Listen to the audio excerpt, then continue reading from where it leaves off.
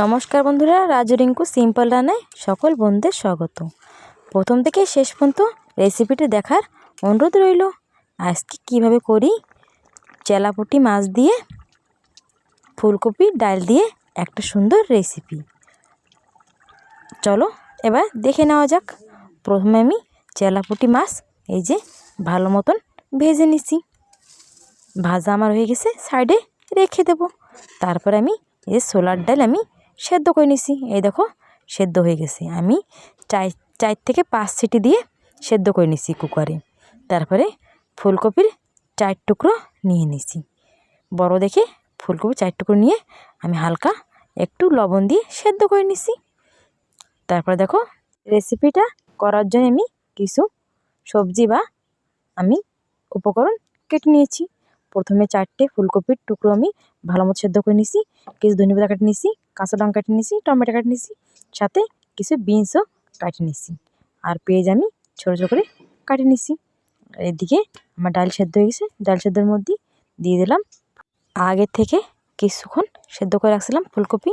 সেই ফুলকপির 4 টুকরো আমি দিয়ে দিছি, বিনস দিয়ে দিছি, টমেটো দিয়ে দিছি। তারপরে দিয়ে দিলাম একটু লবণ, স্বাদ মতন হলদি পাউডার, সুন্দর একটা কালার হবে তাই হলদি পাউডার দিয়ে, আর দিয়ে দিলাম জিরে ধনে পাউডার দিয়ে আমি দিলাম জল, পরিমাণ মতন জল দিয়ে আমি এখন জাল করে নেব কিছুক্ষণ। প্রায় 10 থেকে 15 মিনিট আমি জাল করে নেব। কুকারেই আমি সব কিছু জাল করে নিছি। জাল আমার হয়ে গেছে, পাশে রেখে দিছি। চুলোর পরে কড়াই বসে দিয়ে দিলাম তেল। তেল যখন গরম হলো আমি দিয়ে দিলাম 2টো দারচিনির টুকরো, 2টো তেজপাতা আর গোটা জিরা দিয়ে আমি কিছুক্ষণ ভেজে নিলাম।